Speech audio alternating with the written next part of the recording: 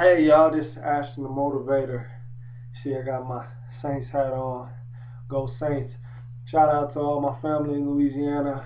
Spencer, Megan, Brittany, my cousin Nick, AJ, Skylar, Uncle Cedric, my mom Violet Wilson, my grandmother, Uncle Harold, and so many more. Kelsey, I love you, my Uncle Carl. Everybody down in New Orleans and Slidell, Louisiana, I love you. Spencer, congratulations on your marriage. You get married on December 18th. Megan, congratulations on your marriage as well. Um, Today, I was meditating on the story of Joseph. Uh, Joseph's story is amazing. It shows how God would take a person who seems like he has nothing in his life to live for, who's the youngest of his brothers, um, who this really is at a place where you would never think he would become great as he became. If you're not familiar with the story of Joseph, Joseph was the youngest brother. He was the son of Jacob, and he had maybe 10 brothers, uh, 10 to 12 brothers, and Joseph was the youngest. But Jacob showed him, favoritism. So his brothers were very jealous. So what they did, they plotted to kill him. But the oldest brother stepped in and said we shouldn't kill him. We should maybe just sell him. So they sold him to some merchants. The merchants took him, and Joseph, out of all the places, ended up in Potiphar's house, who was uh, one of the right hand men to Pharaoh in Egypt. So in Potiphar's house, Joseph found favor, and Potiphar let Joseph run a lot of things in the household, put Joseph in charge of everything. Uh, Potiphar's wife was trying to basically seduce Joseph, and Joseph basically kept turning her down. So, to make a long story short, Potiphar put Joseph in jail for what his wife had said. But while Joseph was in jail, he was able to uh, meet the cupbearer and the bread maker um, for Pharaoh, and Joseph was talking to them, and they both had dreams, and Joseph was able to interpret those dreams, and about 2 years later, the cupbearer uh, remembered Joseph because the cupbearer had promised that he would mention him to uh, Pharaoh, but it took about 2 years, and Pharaoh had a dream, and he couldn't understand what the meant. So he called a lot of magicians and different people in to try to interpret the dream, but none of them could.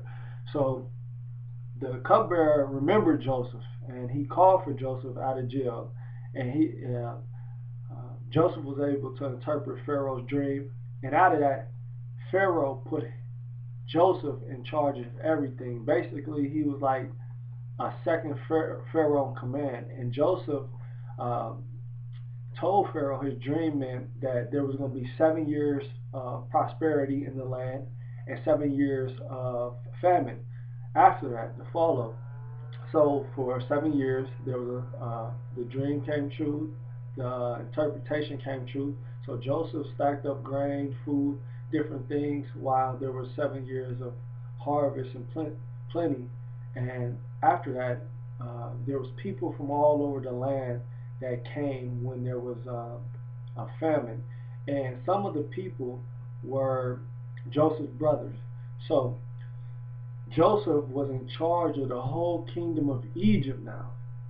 So now he realized that his brothers were in front of him needing food. Prior to that, when Joseph was still with them, Joseph had a dream that one day that his all his brothers would be bowing down to him. So that's another reason why his brothers got jealous. The jealousy is of the enemy. It's of Satan himself. He was jealous of God. That's why he got kicked out. But that's a whole other discussion.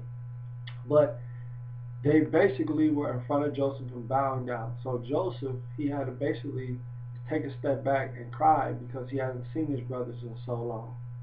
So my question today was, now basically his brothers are struggling. There's a famine in the land. Now they don't even know this their brother. Later on, Joseph reveals himself, and they're all shocked. And Joseph ended up letting his family move to Egypt, and Pharaoh let Joseph's family have a nice plot of land, and they was able to eat with Joseph in Pharaoh's house and have privileges.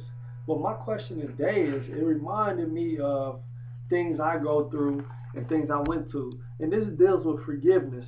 So my question to you is, how was Joseph able to forgive his brothers after they sold him to slavery, after they basically dogged him, after they put him down?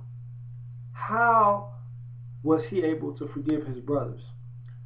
The first thing was Joseph, he saw the situation. He looked at the situation from an eternal perspective.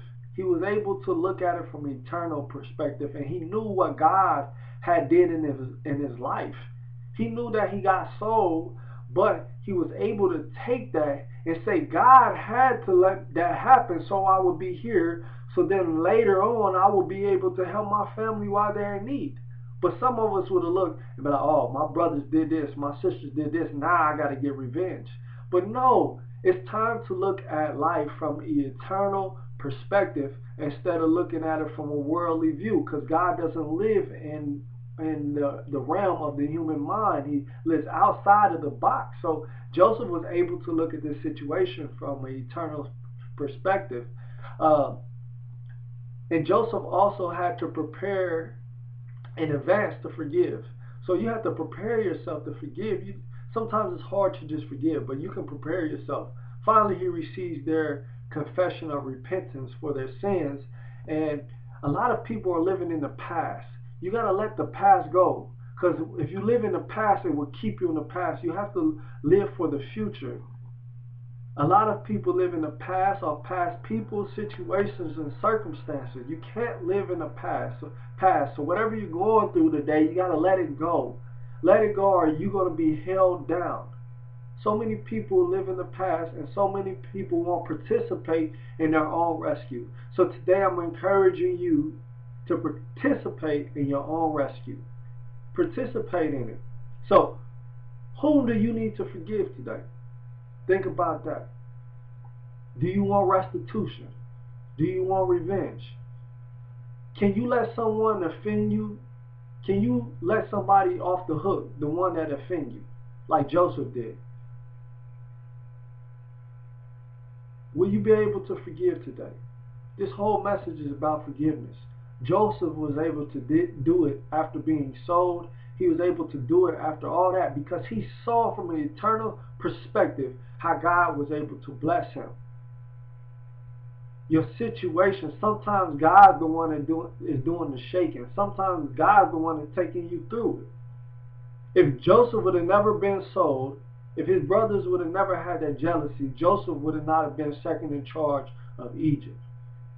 So what are you let blocking your blessing today? What are you let block your blessing? Don't let something or someone or a situation block your blessing, because maybe God's the one that's doing the shaking. So this is a message of encouragement today to forgive. Forgive whoever has hurt you. Forgive today.